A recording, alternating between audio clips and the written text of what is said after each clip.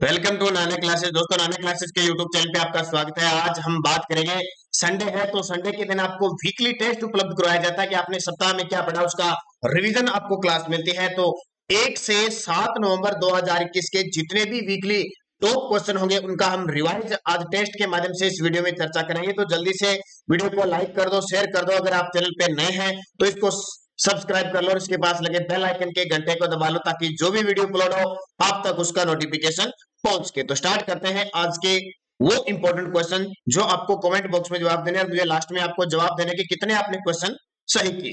पहला क्वेश्चन देखिए, बुजुर्गों के लिए जीवन की गुणवत्ता की श्रेणीवार रैंकिंग में प्रथम स्थान पर कौन सा राज्य रहा। बुजुर्गों के लिए जीवन की जो गुणवत्ता होती है, बुजुर्ग उनके श्रेणीवार हाल ही में पूरे भारत के अंदर रैंकिंग जारी की गई, उसमें प्रथम स्थान पे कौन सा राज्य रहा, तो हमारा राजस्थान रहा।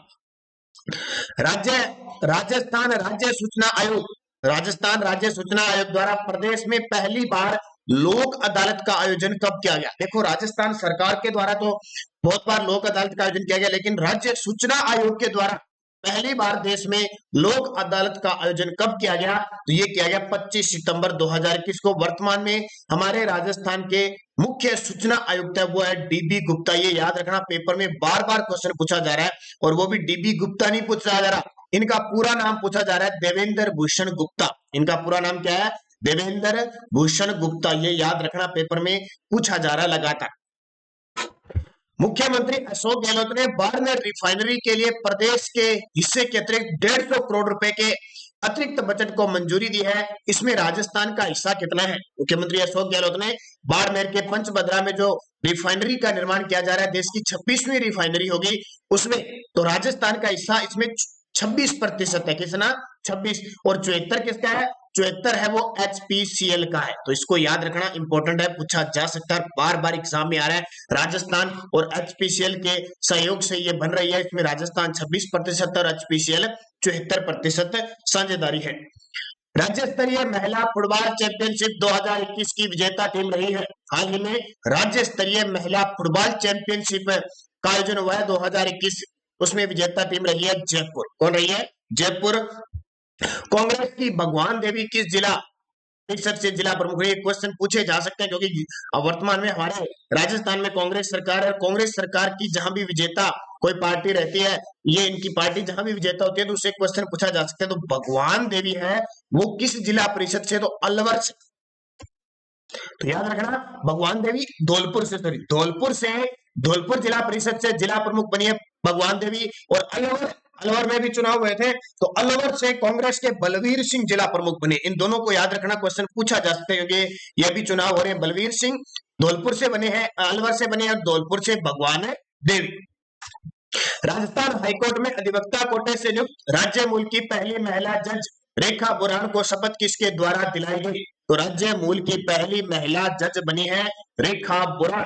उनको शपथ जो दिलाई गई है वो किसने दिलाई? तो अकील कुरैशी ने। ध्यान रखना, ये क्वेश्चन क्यों दिया गया है, इसका मतलब यह है कि हाईकोर्ट का जो मुख्य न्यायाधीश होता है ना, चीफ जस्टिस, उसको हमेशा शपथ राज्यपाल दिलाता है, लेकिन बाकी जितने हाईकोर्ट के न्यायाधीश होते हैं ना, उनको शपथ मुख्य न्यायाधीश दिलाता है। इसलिए जज न्यायाधीश बनी है रेखा बुरान, तो इनको शपथ कौन दिलाएगा? वर्तमान में हमारे 38वें हमारे राजस्थान हाईकोर्ट के 38वें मुख्य न्यायाधीश अकील कुरैशी है, उनके द्वारा शपथ दिलाई गई। और अकील कुरैशी को शपथ किसने दिलाई थी? हमारे राजस्थान के राज्यपाल कलराज मिश्र ने। दक्षिण अफ्रीका के बाद भारत के किस राज्य में पहली बार स्ट्रॉबेरी पैंथर यानी पिंक वर्जन की दुर्लभ प्रजाति सामने आई है? कभी दक्षिण अफ्रीका में ये दिखी थी, अब राजस्थान के अंदर ये दिखी है। कहां पे? राजस्थान के अंदर। तो ये क्वेश्चन पूछा जा सकता है। राजस्थान का जो रणकपुर क्षेत्र का अरावली क्षेत्र है ना, वहां पे देखने को मिला।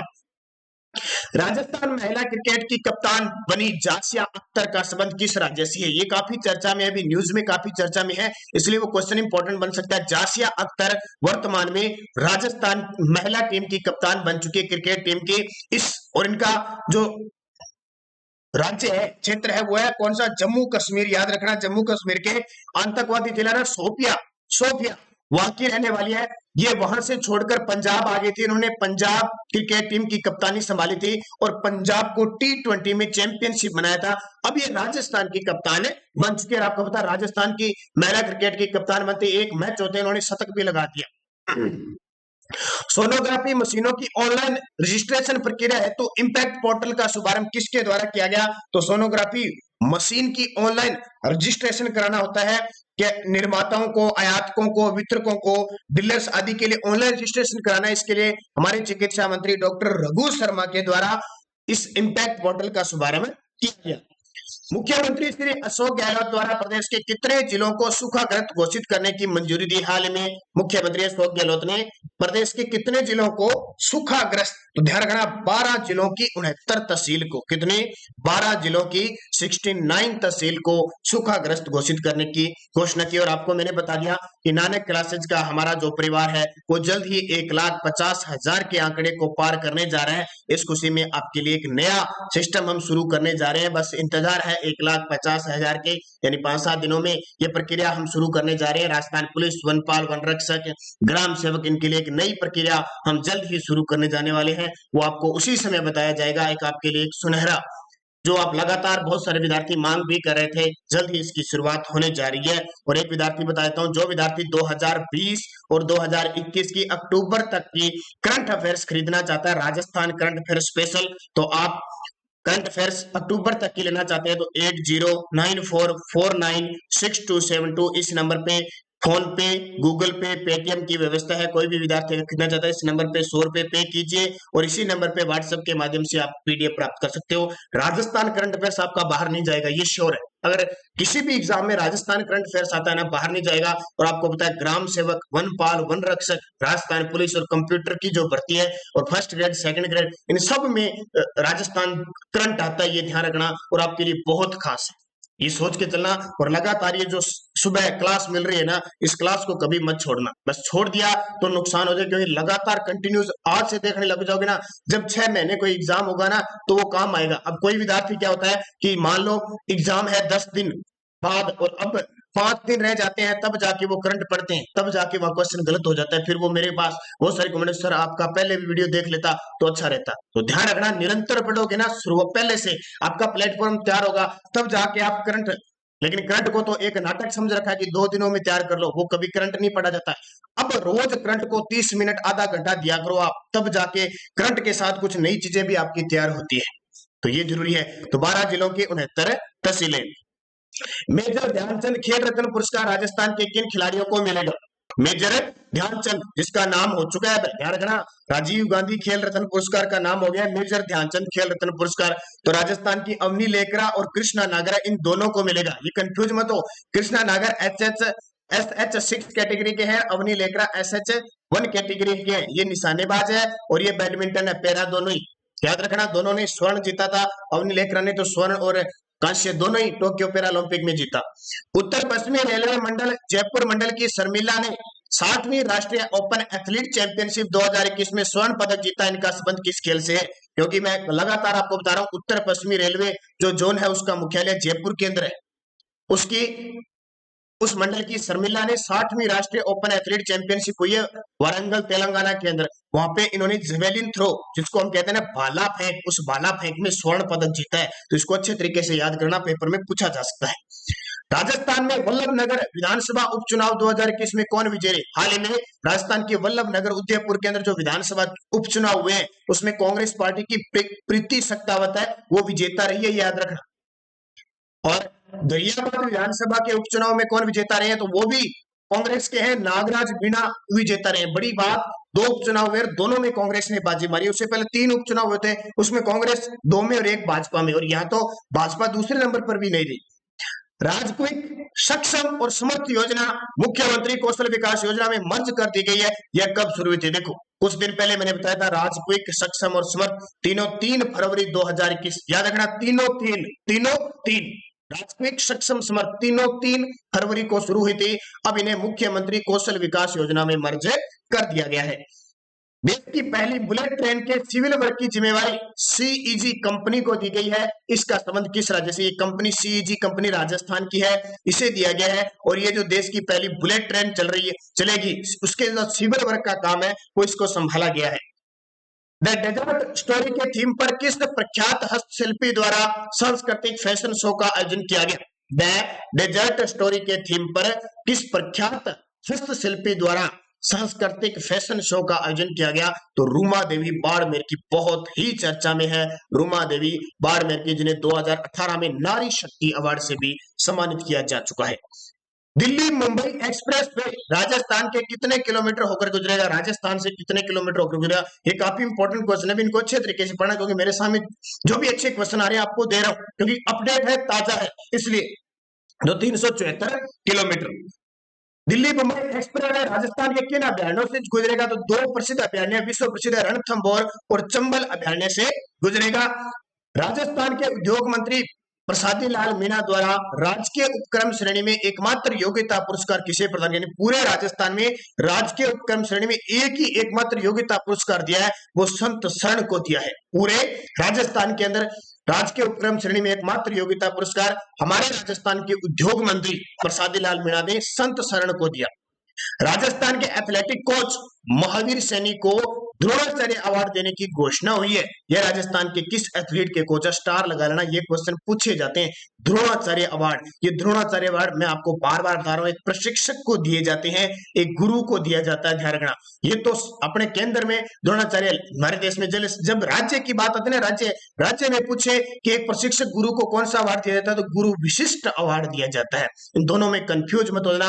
हाल ही में कॉलेज लेक्चरर में क्वेश्चन आ गया, बहुत सारे विद्यार्थी द्रोणाचार्य करके आगे, लेकिन उसका उत्तर गुरु विशिष्ट अवार्ड, ठीक है, क्योंकि राजस्थान का गुरु विशिष्ट अवार्ड है। हमारे देश में जो प्रशिक्षक को दिया जाता है वो द्रोणाचार्य पुरस्कार है। तो ये सुंदर सिंह गुर्जर के कोच है, पर्सनल कोच है। सुंदर सिंह गुर्जर करौली जिले के रहने वाले हैं और F46 में ये भाला फेंक ज्वेलियन थ्रो के खिलाड़ी हैं, और इन्होंने हाल ही में टोक्यो पैरा ओलंपिक में कांस्य पदक जीता, और 2019 में इन्हें कौन सा अवार्ड मिला था?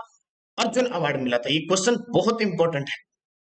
राज्य सरकार द्वारा गंगानगर कोऑपरेटिव स्पिनिंग मिल घाटे में होने के कारण बंद कर दी गई, ये किस जिले में है? हाल ही में श्री गंगानगर, यानी सीधा नाम है इसका गंगानगर कोऑपरेटिव स्पिनिंग मिल, ये घाटे में चल रही थी, और हाल ही में उदयलाल अंजना ने विधानसभा में ये बात कही कि इसको बंद कर दिया गया है। ये हनुमानगढ़ में, कहां पे?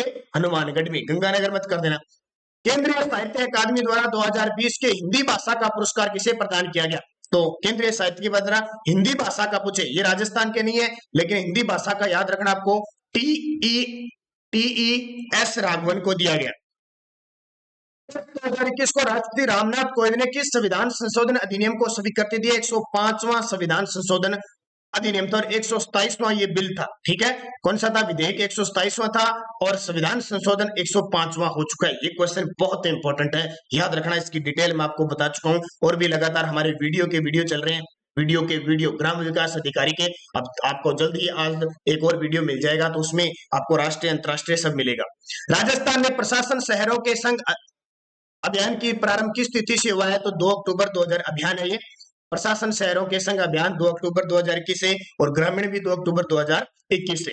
प्रशासन शहरों के संघ अभियान में कौन से कार्य सम्मिलित है? ये क्वेश्चन याद रखना, भी पेपर में आ सकते हैं। देखो, पट्टे जारी कर रही है, भूमि रूपांतरण 90A किया जा रहा है, धारा 69A की कार्यवाही की जा रही है, और इंदिरा क्रेडिट कार्ड ऋण आवेदन किए जा रहे हैं, उपयुक्त सभी। देखो, इसको तो बहुत सीरियस लिया जा रहा है, राज्य सरकार ने इसको तो बहुत ही सीरियस किया जा रहा है। भूमि रूपांतरण 90A, इसके तहत एक चमत्कारी काम करने की बात कह रही है, जादूगर का काम कह रही है, तो ये पूछा जा सकता है 90A, ध्यान रखना। प्रशासन गांव के संग अभियान के संबंध में गलत कथन का चयन कीजिए। अभियान का आयोजन प्रत्येक राजस्व ग्राम में किया जा रहा है, बिल्कुल ये गलत है, ये उत्तर हो गया, प्रत्येक राजस्व ग्राम में नहीं किया जा रहा। चिरंजीवी स्वास्थ्य बीमा योजना का पंजीकरण हो रहा है, भूमिहीनों को आवासीय पट्टे जारी किए जा रहे हैं, 30 वर्ष से अधिक लोगों की स्वास्थ्य की जांच की जा रही है, सही है, तो ये एक गलत है। राज्य सरकार प्रशासन शहरों के संग अभियान में किस धारा को जादुई धारा कहकर संबोधित कर रही है? ये आ गया। राज्य सरकार प्रशासन शहरों के संग अभियान में किस धारा को जादुई धारा कहकर संबोधित कर रही है? तो इसका उत्तर आ जाएगा 69A, धारा 69A, 90A सॉरी 69A। इसमें जादुई धारा क्या है कि जो अकृषि क्षेत्र, यानी जहां कृषि का मामला नहीं है, कृषि का भूमि नहीं है, वहां पे पट्टे जारी करने का टारगेट रखा गया है, और लगातार जादुई धारा इसको कह रहे हैं, धारा 69। हाँ, ये 90A नहीं है, सॉरी पीछे मैंने बता दिया, धारा 69A को जादुई धारा कह रही है राज्य सरकार। किस युवा साहित्यकार को केंद्रीय साहित्य अकादमी ने राजस्थानी भाषा के युवा पुरस्कार प्रदान करने की घोषणा की है? तो महेंद्र सिंह छायण को प्रदान करने की घोषणा की गई है।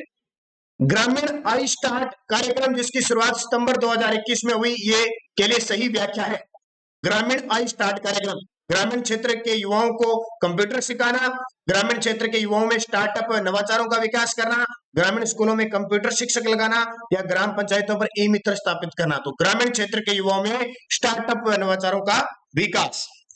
टोक्यो पैरा ओलंपिक में प्रदेश के खिलाड़ियों ने कुल कितने पदक हासिल किए? ये तो आपको पता है, टोक्यो पैरा ओलंपिक में अवनी लेकरा का जब नाम आता है तो एक स्वर्ण और एक कांस्य जीता। उसके बाद में कृष्णा नागर ने एक स्वर्ण पदक जीता, सुंदर सिंह गुर्जर ने कांस्य पदक जीता और देवेंद्र झाझड़िया ने एक रजत पदक जीता। तो 1 2 3 4 5 टोटल 5 पदक जीते। तो ये आज की क्लास आपको जो संडे के दिन वीकली उपलब्ध होती है वो आपको उपलब्ध हो चुकी है।